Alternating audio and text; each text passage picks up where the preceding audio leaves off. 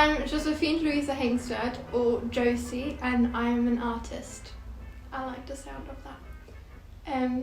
I'm German. I'm a German fine art student living in Birmingham, UK. And in my work, I focus a lot on being German and my national identity, and somewhat the distress of being a foreigner, but not feeling like a foreigner, if that makes sense.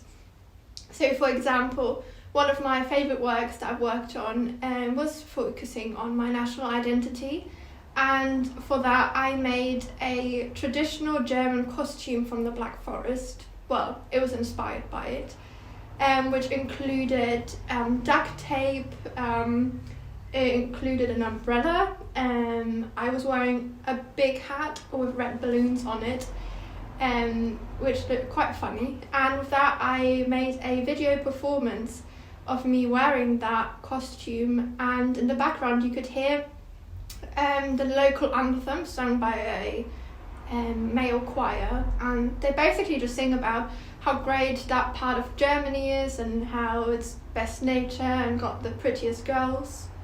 Not anymore. I find myself way too funny. So materials I enjoy and processes I enjoy include textiles and installations, but also video performances and photography.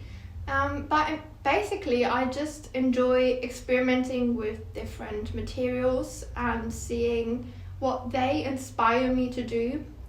Another project I was working on last year included knitting, and this time it wasn't focusing on me being German or my national identity. It was more of a feminist issue. It was about sexual assault, and basically I was knitting this massive robe out of red wool, and it included 85,000 stitches representing the 85,000 women who are being sexually assaulted every year in England and Wales.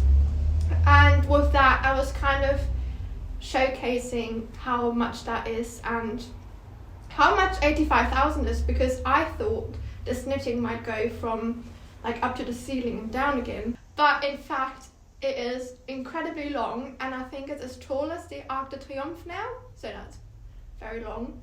And then during lockdown I had to change my ideas and my mindset about what I wanted to do with this project. So I ended up, instead of doing a collaboration work with the Women's Aid in Birmingham, I ended up photographing this robe that looks very bodily and it's very red.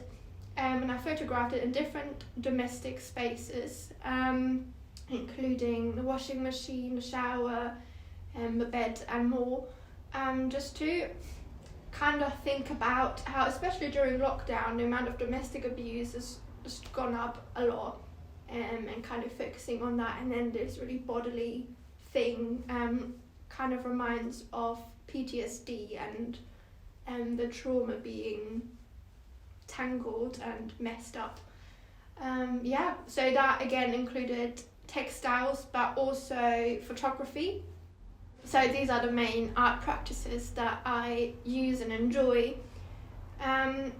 And my way of working also changes a lot. Used to mainly be me making a plan and then doing whatever I need to do to finish that. So very much from A to B. Whereas now I'm trying or using a different approach, which is more initiative and experimental and just kind of letting things happen.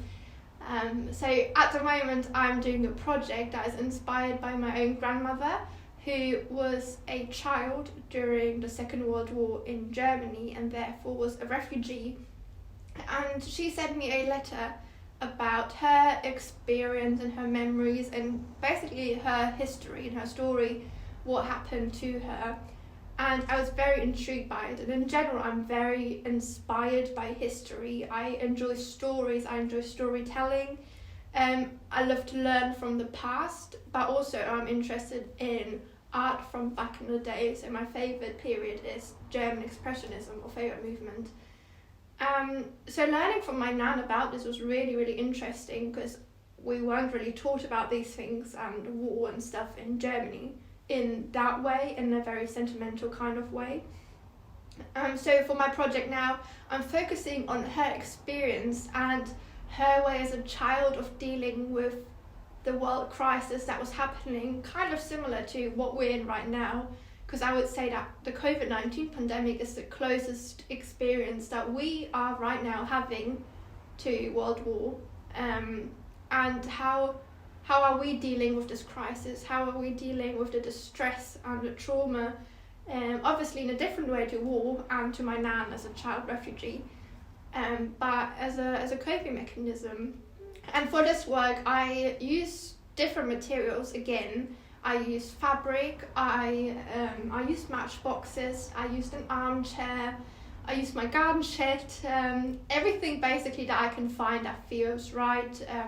Right now I was working on thumbprints, and what do the thumbprints mean, like how they kind of reflect again on my identity and me and my nan as family. But then also as time, because of the continuous thumbprints, it somewhat represents time and a repetitive movement. So you could imagine my nan being in a child refugee camp, maybe making a thumbprint on the wall every day, or scratching a line into something, counting the days. She can see her dad again coming out of war prison. Same as we might be counting the days we can be out of lockdown and can go to the pub again. So that has become quite interesting, and I'm definitely more exploring things now. I'm trying things out, and right now we're actually in my current lockdown studio, which my landlord has kindly provided for me, which is this very old house in a neighborhood, and it smells of death and it looks like death, and I enjoy that greatly. There was an old man living in here who passed away, and there's many hints of his life here, like stickers, and there's mail, there's all sorts of things that show an old person was living here.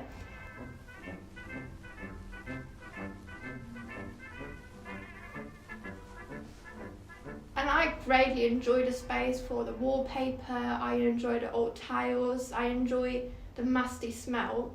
And it's really inspiring me in this project about my grandmother, who's obviously also quite old, thinking about the different lives that were lived in different pasts, but also the abandonment of this house. And I'm filling it with life now, but a different life.